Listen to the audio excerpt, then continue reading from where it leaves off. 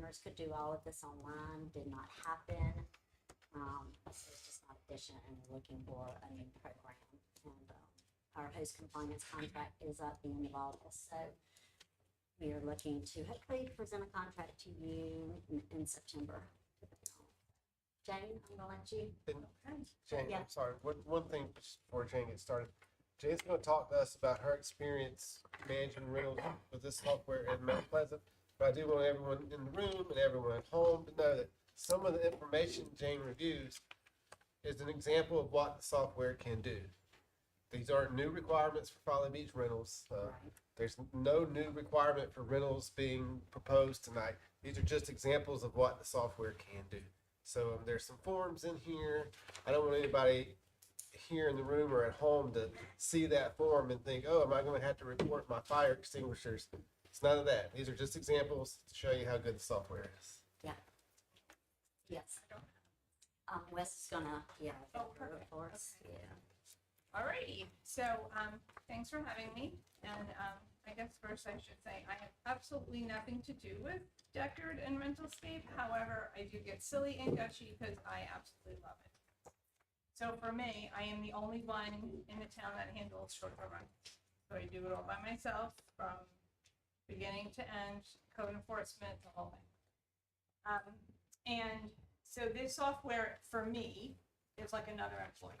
There's another set of eyes. It's another hand helping me find legal and illegal rentals. Mostly illegal. You can find a lot of them.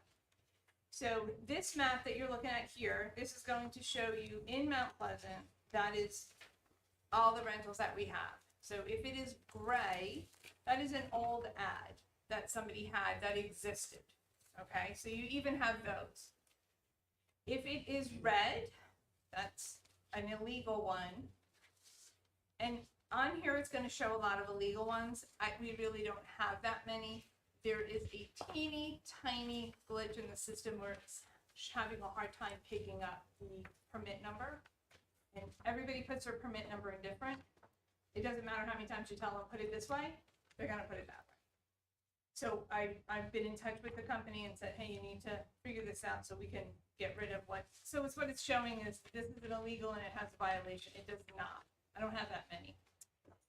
If it was to come out further, you could see a little yellow. That is an unidentified short-term rental permit. And sometimes you're going to have more than you, they're going to see more than there are because it could be a brand new ad. If you have someone who has changed their management company, well, that management company wants their own ads, they're going to create new ones. So they're constantly, going to see new things, but I look at them so much, I'm like, hey, I've seen that picture before, that's not an illegal. I know this property, I know that property. You get to know your candidates. I only can have 400. So for one person, it's not as taxing, but if we had as many as you guys have, it would, or Isle of Palms, they all have a lot, that would, we would have a bigger staff. That's that. Do you have any questions on that one? That's just an overall of the map. Yeah. Good? Okay. So on your dashboard, on the software, you're going to have a dashboard page, and these that I'm popping up here are these different. This will be on your dashboard page. So every day you can look at it, and you'll see currently in this month there are 380, or as of the day I did this, there were 380 live, active, permitted short-term rentals. We have 408. So we're missing 28 that they're not renting right now. The next will give you the booking activity. It's now down 43%. You'll see the gauge go through it, and everything is based on a 12-month schedule. It will also show you that in the last 12 months, in the town of Mount Pleasant, the host revenue was $15,308,361. That's how much money was brought in to the host. And I would just want to point that function out as being something that would be especially useful for us. Right now, we don't have any way other than a full audit from Charleston County to proof check or compare or even guess how much people are making on their rental business licenses. We trust their reporting, and then later some of them are randomly audited. This would give us a tool not only to see, are we generally getting the same amount of license revenue reported, but also is our ATAX money generally in line with this. It's not gonna be specific, but if we know this said there were $20 million in revenue last year, then we know we should be getting $20 million worth of A-tax, roughly. And that's something we don't have right now. Now, if I had this live for you and I put my cursor over any one of those dots, it will give you what they had for that month. So here we have, this is the same thing we had. So they give you a lot of the same information, but in different ways. And this, so for me, I have this, in addition to what we just saw, we have the same thing again. We'll see just a little small box of just the properties and then the activity. Go to the next one. And then here, they give us the unit type. Now, a lot of this is going to be based on the application that they submitted and if they put their information in correctly and what the county, they can see from the county.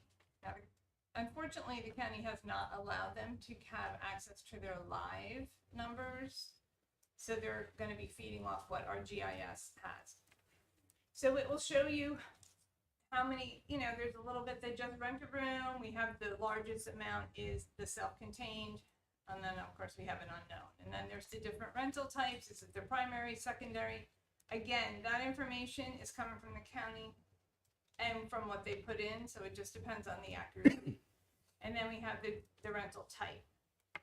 On the right-hand side, you're going to see the most active hosts. So these are your management companies. So whoever was the number one, they took in $1,068,957 in rental money because the host. So they give you the top 5 hosts. Next. Then we have the same thing for owners. So in here it would say Jane, you know, Jane's house, and it would give how much I made in the last 12 months was 292, 268. So that gives you an idea if you were going to audit, if you chose to audit. Also, it's going to give you an idea of what's going on in town. How much, like they're pretty busy, they're doing well. Or you could look at their record and be like, wow, they're charging a lot because they don't even rent as much. So it just gives you a good gauge. On the next column over here on your right, it'll give you the top platforms. So you'll see of my 380, 373 have an ad on Airbnb, 17 on Flipkey, and 213 on VRBO. Next. So again, here's your host. So this is your host revenue for 12 months. And each dot, if you were to go along, you would, you know, click on it and you can see, oh, they went up in, it would have been April, it went up over and up a little in May, it really rocketed in June, now it's declining in July. And then you'll have your average daily rate. So this is a lot of information. Some days you'll want it, some days you don't want it. It just depends on what you're interested in and what you're looking for. I think it's amazing that they can give us this information. And of course, it's all done on algorithm and it's done on what they advertise and what they book for. I would imagine there's some kind of a percentage of differentiation of the pricing, but I think they're pretty on spot. Here's the transient tax. So what they're saying is in Mount Pleasant, over the last 12 months, $1.9 million should have been paid in our transient tax, and that's the total of the 13%. So then we only get 1% because we don't have a beach, we don't go up to Sam, so we can't get that extra percentage. So we just get 1%. And for me, I thought that was an amazing thing that they can provide that for us so that we could go back and say, hey, did I get, I don't know, whatever dollar amount that should be. I can't do my math right now, so. Any mathematicians tell me what I should have got. There you go. So I should have gotten $19,000 in the last 12 months. Did we get that? Should we have gotten more? Should we have gotten less? What did we get? And then again, they break it down in the rental structure. So again, it is a lot of repetitive, and they will set yours up the way you want it. You don't want all these charts. I'm also, on a side note, I have spoken to the CEO of the company. I think it was about 2 weeks ago. I had a Zoom call with him, and I have sent him a list of dream wishes, fluff, things that I would like to see in there. They've taken some of my ideas and they are developing them and gonna send them out there. I'm not the only one that wishes for some of these things. And I've said, I want to be able to create my own charts. So there, but again, if I want a special chart, I send an email, make a phone call, boom, it's done. Their response time is instant. Very quick, it's really good. And the same thing, same idea, just a different way that they're calculating it, it's a different way to see the numbers. Go to the next one. Okay, so this is where the fun stuff kicks in. So this was one of our rentals, and this will show you the days they are booked each month. So the different colors just means a different rental. Just means a new entity is coming in to rent. So in May, from the 8th, 9th, 10th, and 11th, let's say that was Stacy, and then on the 14th to the 18th, that was me. So you have all these, so now you can see their volume of what they're booking. It's awesome when you have to go to court or you have an illegal, because even an illegal will have all this information, and then you just print that out and say, but Your Honor, they say they're not, but this says it is. So they need, the burden of proof is on them. Right, so on the next screen, we should see that, okay, so. One question. Go ahead, on the fire you can screening. go back, go back on, sorry. You, in your example of May, you know there were separate rentals because there was a break, right? No, different color, 12, 13. it's just a different color, so the 12, 13 is open.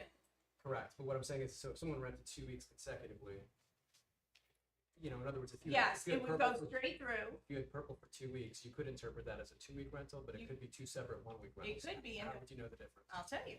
So if you were to have, and so I couldn't do a screenshot and put my cursor on it at the same time, so it's on another screen, but if I was to put my cursor on that May 8th through 11th, it's going to say booked on January 1, 2023. So it will show you the day it was booked. And so for me, and I can only speak for myself, that was it for me. When I was having my presentation and they were showing me, and I said, you can tell me what day? I said, we can tell you what day they booked it. I'm like, I'm sold. Because in the previous software, which we used the same, Host Compliance, you would only know they had a rental if somebody left a review. So if you're illegally renting, you're just going to tell your people, don't leave a review. I'm good. It's okay. I don't need your review. I don't need to be a super host, because you can't advertise this way because you don't want to get caught. There's a loophole for everything. Yeah, I think this would be especially helpful for us. We don't allow less than 2-night rentals. So you have a 1-night rental on July 23rd, and if we saw something like that, that would be problematic for us. Yeah. So now this is the same type of charts, but it's given on an individual property basis. So you have your whole group, but now we can see in the last 12 months, this host brought in $5,262, and their average rate was 181. Their booking was 94%, and then you'll see next to that 166 nights in the last 12 months. Yeah, and then their transient tax. Now the number next to the transient tax that's in the pink, that's just showing you how much less it is the last month from the month before. Do you use these numbers to verify 72 days? So somebody's a 4% owner and they have 166, you know that they're not in compliance? Well, we don't kind of chase that. So we're not doing that because they're allowed to rent 365. And because it's me, we have not gotten involved with what the property owner is paying. I have sent all the information to the county and said these people rent. And, you know, they're renting full-time. They have a full-time permit. So they have the potential to rent full-time. So I've kind of left it for the county to make that decision as to whether they're paying the full. But in your case, if that's what you're doing, it's absolutely. I'd be Yeah, very they don't interested. have 2 classes of rentals, so they don't have a OSTR and an ISTR, so We just have we do. STR, and they can rent 365 I'd be very interested when you come up with a proposal in September to have a company that can provide that kind of checks and balances for 72 days. Yeah, and this is what they are proposing for us. This is one of the things that will be in the contract. And you'll get the transient tax. So in other words, if they're telling me, well, I paid my taxes, okay, well, we have in the past, we've called the county and said, how much did you get? And they're like, well, we got, $50.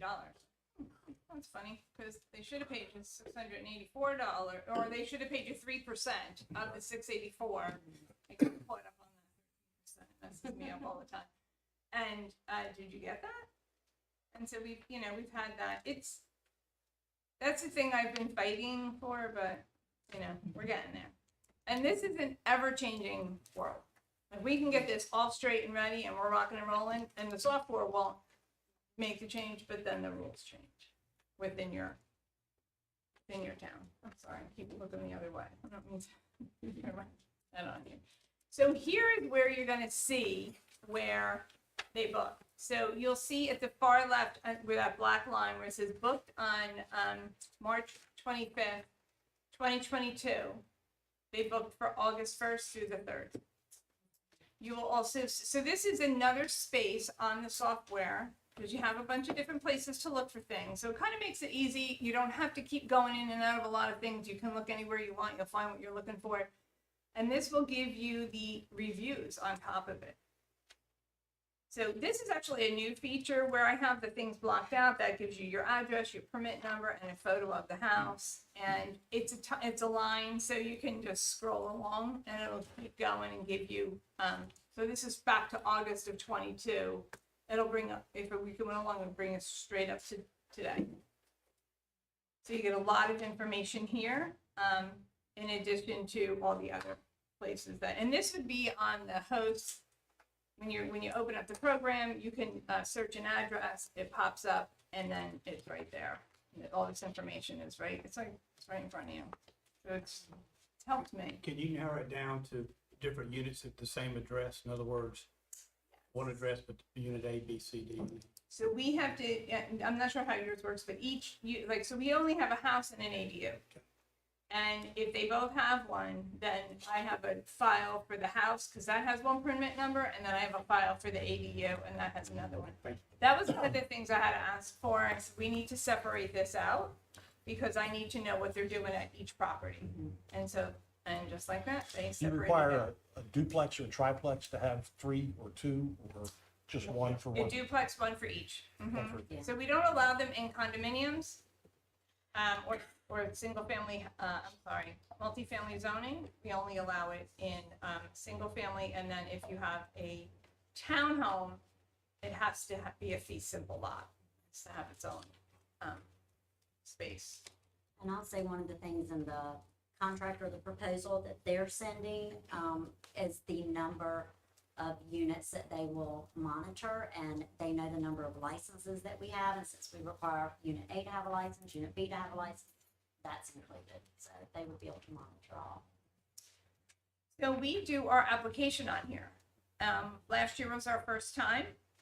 We had very little hiccups. It was just the first day, which you always have a little trip in your step when you start a new program, but it was very minimal. I actually think the payment is what kind of messed it up, not the actual the software. So in here, you can do this page here is where the applicant is going to upload all the documents that we require. So there's that ability to put everything in there because that's where you want it. You want it all in there. I have requested that they allow me to add documents, so they're working on that. I want to be able to add more if I have to because maybe 2, get it right. And this process, this application right here will be so helpful for not only the owner, but for us, because all those paper applications you see downstairs, that's what Host Compliance promised us they could do this past year, and they didn't come through. So this will be able to be done online, and they can also pay online. So they can do it all right here. Would they still be able to do it the old-fashioned way with paper? And could we transfer it into electronic files? Hopefully, we will be able to transfer it to the Talking lake, about, yes. okay. Yeah. I'm sure, Yeah. but if they can rent a house, you Well- should be able to upload their docs and get that going. Sometime. Yeah. You know, Yeah. we started out that way, and then we kind of got meaner and meaner. Since you're a one-person show, do you pay by user license or is it everybody? So like we got it for Stacy, would everybody in code enforcement be able to access this? Or do you pay for each individual? Oh, no, user? everybody can. Like, if I want, I think what we gave it to business license, because they're separate from us, so then after I give my permit, they have to go there and get their license. They can't get that until I issue this. So, yes, it is like, I don't think it's per license. I think it's like, oh, who else do you want to have access? We haven't given a lot of access. That'd be a because question. I don't want anybody Yes. messing around with it. So here, this is, I kind of broke it down. This is from our webpage, on our short-term rental page. We have a complaint module where your residents can go in, do a complaint. We do not have after hours. I understand you guys have a lot of, I am the code enforcer on Saturday and Sunday, so if there's an issue, they are to call the police, and it gets handled from Does it there. integrate with the police data? No, it doesn't, but they get a list of all of them, so they're all aware of who has a permit. Again, we're only 400. Okay. Yeah, And so this, you know, yeah. we're just a little different because we're not a beach town in the volume and the turnover. I think we have a lot of turnover and we have a lot going on. I think I've received 13 in here. Get too many. Yeah, this would actually take the place of, we tell people to email rentals@follybeach.gov if they have a problem, call public safety, whatnot. We would get a report every morning of all the complaints that came in. If it is something that needs to go to public safety, then hopefully the goal is to have the 24-hour response as well on it. So if it's something that needs to be handled internally, it would be, and then if it's something that needs to go to public safety, that person would call public safety dispatch and issue the call if it was something that came in at 2 or 3 in the morning. I think it's really important. Yeah. While the loud party might not rise to a 911 call, Mhm. it wouldn't be appropriate for a Friday night party to end up on your desk on Monday morning when there's already been a turnover of Right, records. and this can also alleviate some of the nuisance calls that public safety gets that they don't It might be necessarily a have net to handle. reduction for them. Right, yes. And they could have access. So if somebody was, I don't know how you run it, if it's on call or if it's your actual police department or how it works, they could access it, and because you can see if it's coming in, you'll get an email. So whoever is in public safety, if you wanted, they could also get an email. I just get the email because it's me. They can upload the video, audio, photos, and usually it's someone saying my neighbor's renting and they don't have a permit. For me. This is the complaint report that you get that came in, and it gives me, so these are all the test ones that they did. So it'll just show you that it came in as, there was noise and trash and everything else was going on there, and that's the address. And then, the different things that comes in. I get a complaint report every day as well, whether I have a complaint or not.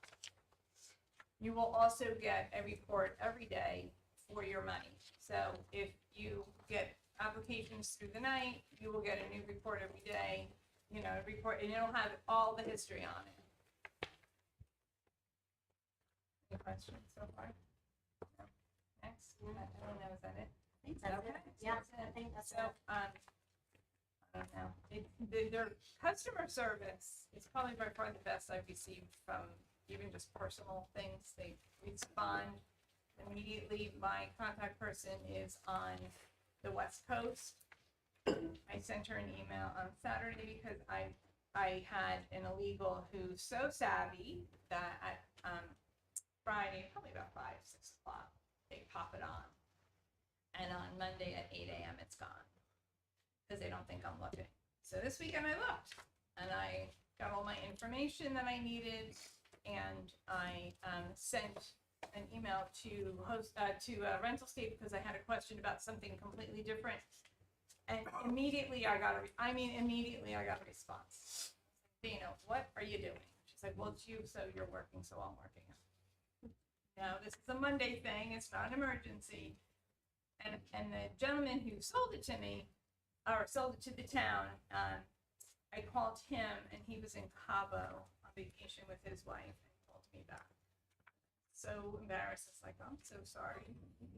I've never known you were in Cabo. Why are you calling me? He said, because you are a client. I'm calling you back. So, I don't know how much better it can get. I love it. It's changed the whole way we do everything. And it's, I've only had to go to court 7 times, and I have almost a perfect record on the last one. I'm not doing too well. I'm reading my paperwork. But you can also, what's really great through this is that it'll give you the ad.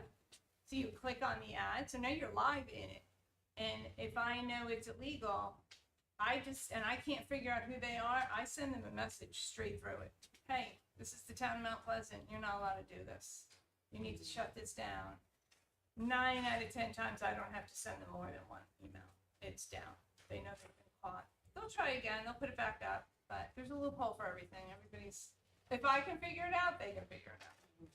And I will say the nice thing too with this company is the City of Charleston just signed on with them, and they are also actively working with Charleston County. So if they do sign a contract with Charleston County, our GIS and the assessor's records will be up to date and more viable to us as well. So, and we do have the money in our budget. We did budget for a compliance program, so it's just going to be a matter of coming back with the contract and giving you the details and going from there. Thank you, Jane. You are very welcome. If you have any other questions at any other time after this, please feel free to reach out. Good. Thanks. You got a question? Yeah, I do have, my question is, you're fine, nice job. Good. My question is more staff and budget, Yes, in the sense of, it's my understanding we actually have this in the budget per yes, se. Okay, yes. so then, with that in mind, what is the role of us? So we have a software program in the budget, but that was for renewal of our existing software. Since that one failed us, we now have to go through procurement to switch companies. And we've talked it over with Lee, and we believe that we can legitimately present this as an urgent need Okay. and a sole source contract, but you guys will have to approve awarding that contract next month, hopefully. If we had just renewed our existing contract, we wouldn't have to go through procurement, but since we're changing providers or proposing to change providers, it's gonna trigger a vote for you guys. Thank you. All right.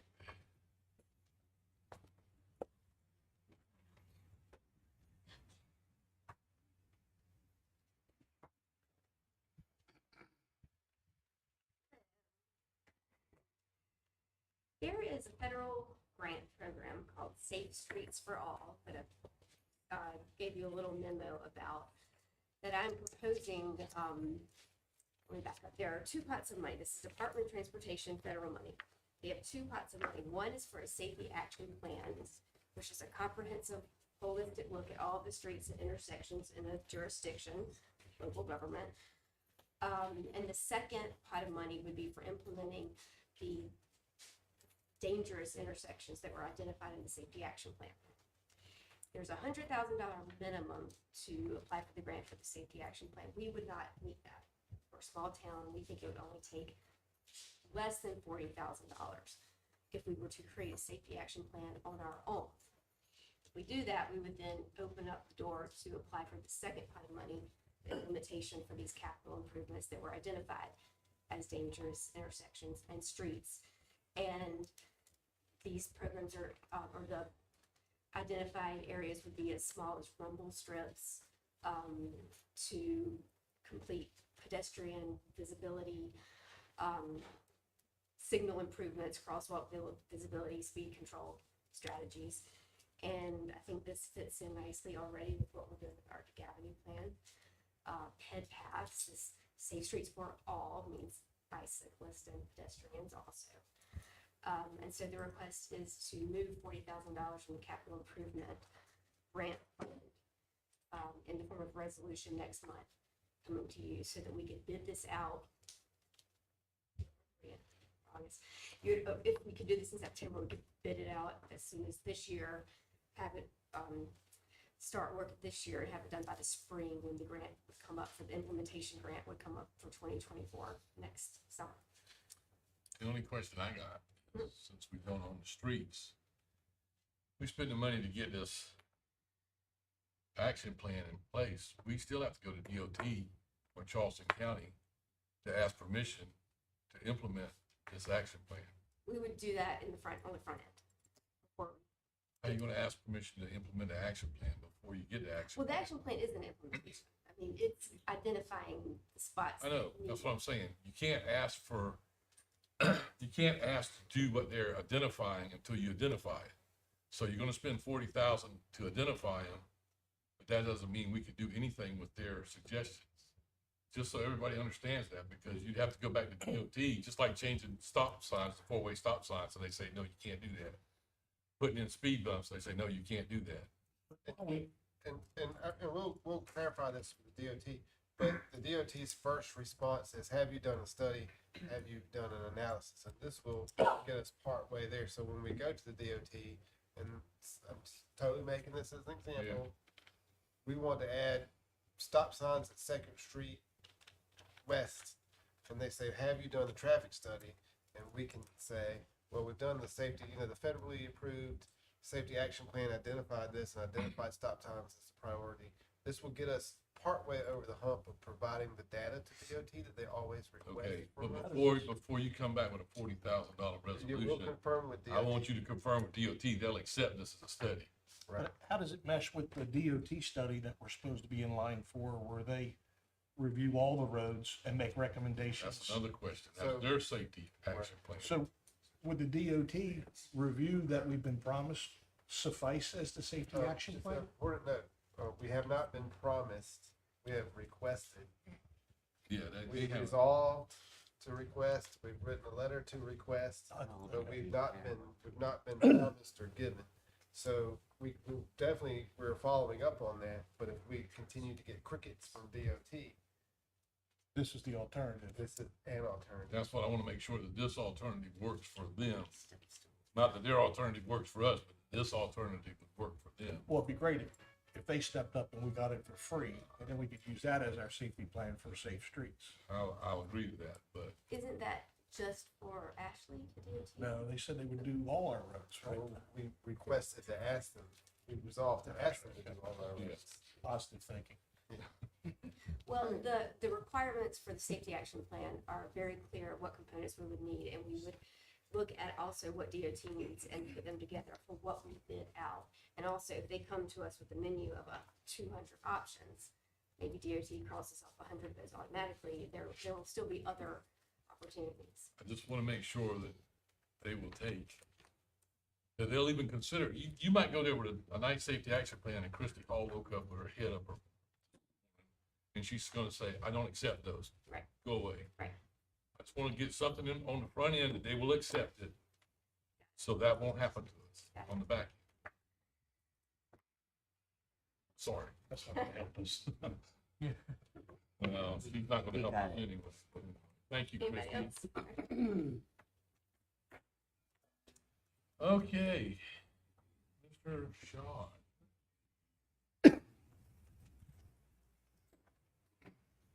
Mayor, ladies and gentlemen of the council, thank you for allowing me the opportunity to speak tonight. The policy I'm proposing is not one I suspect that we'll regularly cite. But Folly Beach will be in a better position having this policy in place before we need it. For those that are unfamiliar with the First Amendment audits, let me explain. So First Amendment audits are citizens who record their interactions with municipal staff and public safety officers in an aggressive manner to elicit negative response. Now, some of these might view themselves as social justice warriors. Others are probably just doing it for the clicks and for the view. But in either case, these recordings go online to further spread to their followers in hopes to gain the attention of national media or state media just trying to make a ruckus. A quick search on YouTube has several channels with regular video uploads showing First Amendment audits as a form of content creation. Some of these more popular channels were posting 2 videos a week, and they were going to different offices in the larger cities. There was one content creator who was going to different offices in Chicago, just bouncing around post offices, City Hall, anywhere that they could potentially try to use this excuse of doing a First Amendment audit. They were there, they were filming themselves and trying to expose the government in wrongdoing for violating their First Amendment rights. These auditors toe the line with their behavior, but their antics can trigger the wrong response from the unprepared. Whether an auditor is filming for social activism or just for the likes, we can all agree we do not want to see Folly Beach seen in this negative light. Over the past several decades, the courts have ruled regularly that the recording of police and public officials in public places are protected under the First Amendment. However, the First Amendment protections do not extend to recordings in non-public places. The policy addresses these audits in 2 different ways. First, it defines what areas are limited access. Second, it then details the rules of conduct for anyone visiting municipal property and specifies additional rules for conduct for these limited access areas. With this policy in place and additional staff training, Folly Beach would be better prepared should a First Amendment audit occur. It's my true hope that this video will be so boring they don't even bother posting it online. That's it. Pretty simple, straightforward. Any questions? It would be a very boring video. That's what I'm hoping for. It's City Hall, you can't get anywhere without having, without recording. Right, but they were trying to argue that if we don't have anything on the books, that they have the right to go back there. But we define these limited access areas behind the locked doors. That's limited access area. Their First Amendment rights to record and to gain access to those areas would be limited. We adopt this policy, would we have to adopt an ordinance that would make the charge to make on somebody for violating it? Would that be under the state? We have a general penalties ordinance that applies to any violation. And it's not as much as charging someone for filming, it's having a ground to say, you can't come back here to film, because if you don't have something in writing that says you can't come back here, they can go back there and say, you can't make me leave, you haven't defined this, and then that's when you get caught up, because you can't make them leave, and they film you violating their rights. But if it's been specifically defined by policy, then they no longer have the right to be back there, so you can forcibly remove them if they don't leave. You haven't done anything wrong. So it's not, we're not necessarily trying to criminalize the behavior, as we're trying to prevent it from it being an option to give us a right to say, I'm sorry, you can't go through that door. And then when they resist too much, then they're charged with trespassing or. We would follow the rules for what's outlined in the general rules of behavior, because that's covered in the second section of this policy. Yeah,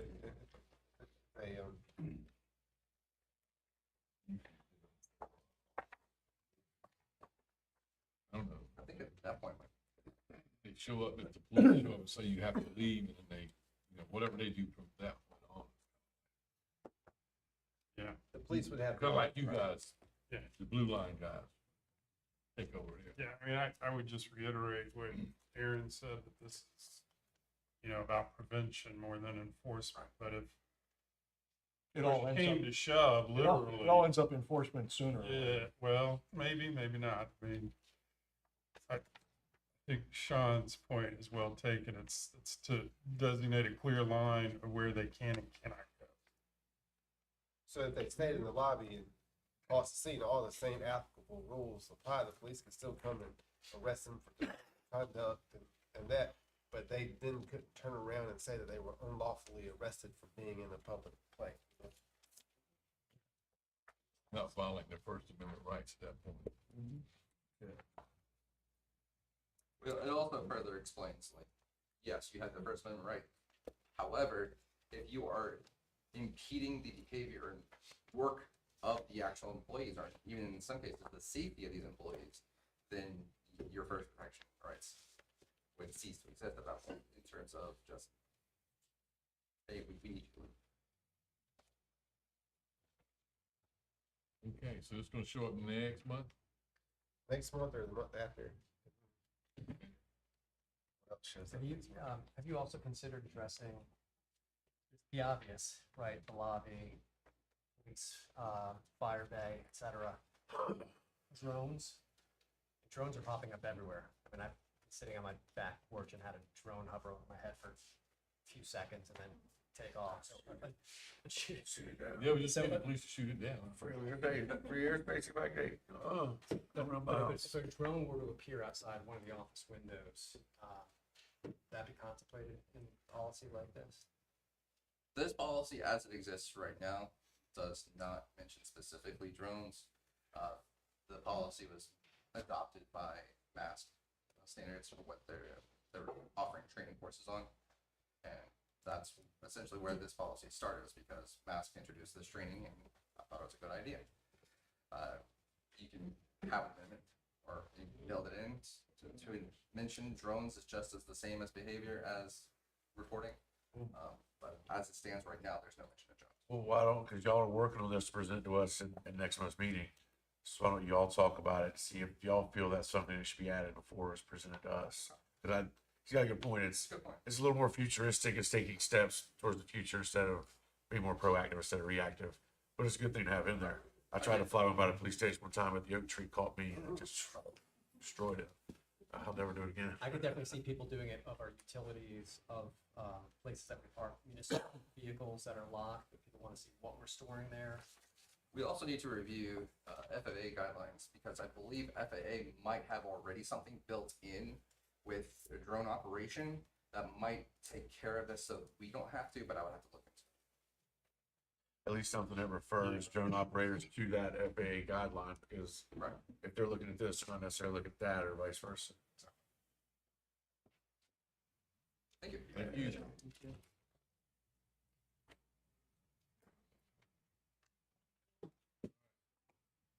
So, parking group? I don't know how many of y'all you're gonna bring up, but. He's my backup. Oh, okay. So you have to pronounce your name for me. Yes, sir. I'm not even gonna try to butcher your name. Mondays, that's usually what I do, is go around and get everybody to pronounce it. Yeah, Okay. a little bit. Good evening, everybody. I am Quinto Iquezuma with PCI Municipal Services, and we are the contracted parking group here for the city of Folly Beach. Today, we're going to talk about scofflaw. You'll go back to that first slide for me, please. The scofflaw program, which is we'll talk about the framework and what we've outlined here. You'll see in the slides, but just to give you a little definition of what we call scofflaw. Scofflaw program is a person who flouts the law, especially by failing to comply with the law that is difficult to enforce effectively. So that's giving a little background definition. Go to the next slide for me. What we've kind of compiled here is some data for you guys showing that our current count is we have 613 violators under our scofflaw. That's a total of 11,679 citations for a total value of $801,873.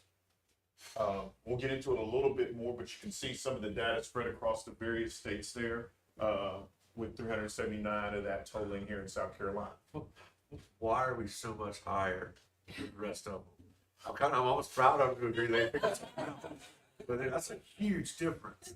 Yeah, and I mean, just being in the state, we would expect to see a little bit more maybe from some of the other neighboring states just for visitation, but there are a lot here. And, you know, some of these folks you'll see as we get a little bit more into the data, we have some of this stuff in collection. Some of it will be sent to collections. And we'll talk a little bit about what we're doing currently now as we've taken over since May to kind of reboot the collection process and get some of that stuff. All right. Can you go to the next slide for me, please? As you kind of see here, it breaks it down going back to 2019 up to present in the green tab there. That is that is citation values that have been sent to collection. The blue tab that you see next to it is valid citations, but they haven't yet either matured to escalation and or there's some hidden information there historically that we probably need to delve into to figure out why it hasn't escalated yet. As you kind of see moving up forward to 2023, where we're currently at in the program is we have a new collection agency that we're working with. We just got those guys ramped up, and we have notices not only that have gone out that you guys see, we'll talk about a little bit here later in the slides, but we've also now got our collection agency going after that process to try to start collecting on some of these outstanding citations. All right. Next slide, please. What we have here is our proposed ordinance.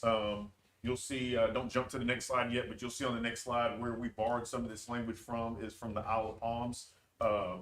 And some of the highlights that you see on this proposed ordinance are going to be the $150 subject. That's what will move someone into what we say boot eligible. And kind of the thought process there is that's going to essentially add up to about 2 or more violations that have now been escalated. We'll talk about a little bit more to kind of show you the example of what that looks like for your program here. But one of the right-of-way citations is like a $60 fine. It would, once you get to your 61st day, that's when it now escalates and that jumps up to, I believe, 120. So 150 is kind of the threshold that we're setting. That way, someone has to have 2 or more citations before we look at making them boot eligible. As I said right there, some of this language we borrowed from the ordinance up at Isle of Palms. As you kind of see with them, their minimal threshold is 50 and their boot fee is 100. It's back on the previous slide, but the boot fee we're recommending is going to be 125. We'll talk about a little bit more towards the end of the slides to show you what that process looks like. But essentially, just to be clear, that would mean that a customer who is booted would not only have that boot fine of 125, but they would also be on the hook for their outstanding balance of citations as well. All right. In our recommendation, what we're proposing is to use self-releasing boot. And here what we do is provide some of the examples of why we feel this is not only a safer, but a more customer-friendly solution. As you can imagine, if someone gets a boot on there, it could call, depending the state of mind that they're in, it could cause a poor interaction between them and the person who is removing the boot. And or it can just lead to frustration because of how long it may take for someone to now show up on site, especially if this is happening after hours, to now remove the boot. In the scenario, what we're proposing with the self-release boot, once this, and you'll see the workflow here towards the end of the deck, but what a customer would do in this situation is we have our 24/7 call center number that is posted throughout our parking locations here on the island. And what they would do is contact that call center number. Once they have made their payment, they will then be sent to their phone a self-releasing code that they can now use, take off that boot, and then we'll have a drop box location and where they return that boot. Different things can occur here now in that scenario once they have paid for that. But there could be things if they damage the boot or if they decide they want to be mad and take it off and throw it into the ocean or anything of that nature, there will be additional fines that are assessed because as a result of them making that initial payment, their credit card has now been on file until they return that boot. Again, just kind of talking through it, some of the why we recommend this approach. Again, it now also cuts down on the labor. There will be some things, again, if it happens after hours, there's a way for a customer to get that boot off. If for some reason they end up leaving that vehicle there immobilized for more than 48 hours, there are recommendations for us to then also use a tow company to get that vehicle off the lot, but that'll also be something that has to get flushed out before we get to that point. Again, just kind of like I told you on the safety end of it, it's pretty lightweight. We've tested this out in multiple markets. The technology is called RiseTech for anybody who wants to look that up. But self-releasing boot has been one of the better solutions, especially I think when we took over, we saw that they were using the barnacle here. That can cause different issues that end up leading back to liability, whether it's cracking the windshield or et cetera, where you can imagine you're not going to be able to stick that onto a golf cart or onto a motorcycle if they're a violator. with this boot, we can adjust to position it on all different type of vehicle types. And then here's just the booting process showing you the workflow, starting with our enforcement officer. They scan the plate. Once they scan it, it verifies that it is a scofflaw. They will then apply the boot, take photos, and then we'll log it into our boot vision, which is our booting platform. We then apply the sticker onto the vehicle so that they know when they walk up that it has been immobilized. They'll be on the driver's side. Again, that changes up a little bit if you're using a motorcycle, but same type of thing. We'll put it in view where they can see the sticker so they know it's been immobilized so they don't try to drive off. And then you kind of see, then they're able to, from the customer experience side there, once they notice the sticker, the boot, they then can call our call center support, pay their fees, their dues, they get their release code, and then they'll be able to remove the boot and go place it back in the boot box. What's they doing? That's where I was talking, there's some increased fines there where if they damage it, I believe we have it set for $350. If they take it off or throw it into the ocean, $500. Yeah. So the return boot to parking office, would we have a way by which they could return the boot after hours? Absolutely. So what we would actually have is a boot housing unit. And essentially they would take it, say they get ticketed way down in the washout, they would bring it back to whatever locations we have these boot housing office or housing units. We would more than likely in our first deployment start off with one by the parking office, but we could ultimately put these in as many spaces as we need to. That way the customer just goes to that location, puts it in the box, and that process is over. And the box is secure? Correct, yes, sir. So that they don't have to appear during regular business hours? Absolutely not, yeah, yep, correct. Any other questions? Can we put, scofflaw tags into the flock system? Is there like a way to? Be interesting. You would like, the flock system is the camera system. Gotcha. The database would allow us to put in. Yeah. I mean, and that's ultimately what we're doing is using our license plate reader handheld to, as soon as they scan it, it's automatically flagging it for us. Yeah. And Councilman Rich, to your question of why South Carolina had more folks, I'm fairly confident it's related to our court enforcement problem too, where people know that there's no penalty. So once word gets out that, hey, if you get 2 tickets at Folly Beach, you're going to get a letter from a collections agency, and that's it. I'm kind of proud of them for figuring that out. I mean, that's good for them, man. That's congratulations. Yeah, you definitely see with a lot of the folks who do show up on that list, they're not even making an effort at this point to pay for parking. Why would They're they? just pulling up. Yeah, I mean, they're just pulling up and just going about their business. So, yeah. So there are a number of individuals out there who are unbanked. They wouldn't have a credit or debit card to make the payment, but would have cash. To what extent do you see that, and how would you handle that? Well, we see it less and less in this modern age and time where more people are getting pushed towards credit card and debit card. But if we, that would be up to you folks. If that was part of what we wanted to do with this program, then that would be a scenario in where, for safety reasons, we would probably only allow cash to happen where there's office hours or where there's the ability to get into an office space so that you're not doing a transaction on a lot or anything like that. So Lee, if somebody walked up to the dispatcher's office and said, I got a ticket for $300, they won't take this boot off until I get this ticket paid, can the dispatcher, or is that? Yeah, agreement with that between them. Right now, of course, we don't move. We haven't had that issue. Yeah, no, I'm just saying, if that's the only people that's around 24/7. If they wanted to walk up with $300 in cash, and that was their, And dispatch could the dispatch take that, or? they couldn't, unfortunately. They would not be able to do the cashier. Okay, so that was my question. They can't do any cashier. Okay. Is that something we could change? I highly discourage it because we've had it in the past and it's caused a lot of problems. Because you have a situation where folks are dealing with law enforcement and then they're also collecting money on the other side. It's almost like having a judge and jury accepting money, in a manner of speaking, because you're being Okay. supervised by ESOs and et cetera, et cetera. It's just one of those good ideas, isn't it? A good idea? Yeah. Thanks. And, and just to kind of tie it back in to what we're seeing, at least right now with some of the parking data, is we not only have machines out here on the lots, but also we have the mobile pay, which is usually a QR code for the text coding. Right now, we're seeing about 73% of people using the mobile pay, which is obviously everything here is credit card only, but 73% of people are using that. 27% are using the actual machine. So there has been a shift in how people are processing their transactions, which also kind of loses the fact they're keeping a credit card or debit card a little bit more handy. Well, that's another good point. They won't have to have cash if they're parking, so they're gonna have to use their card to park anyway. So they're gonna have a card with money on it, or they wouldn't be able to park. Yeah, but these guys, they're gonna catch, or the ones that pull up, they weren't planning on paying anyway. True.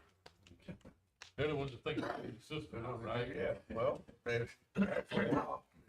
scofflaw. To your point, they can use Venmo and Apple Pay and. other Well, forms. we don't currently process for Venmo, Apple Pay. That would be an option, but I believe even from an Apple Pay standpoint, they would need to come into our office for that standpoint.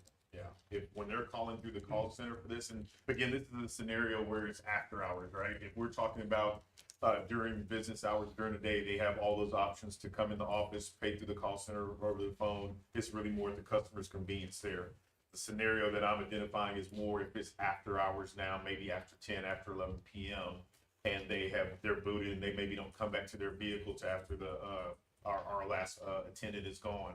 Then that would be a scenario where the call center would handle that and run their payment through a credit card or debit card. Any other questions? Thank you, sir. Good deal. Thank you, folks. Got, we're gonna be a couple minutes late, you got 5 minutes. Bye-bye.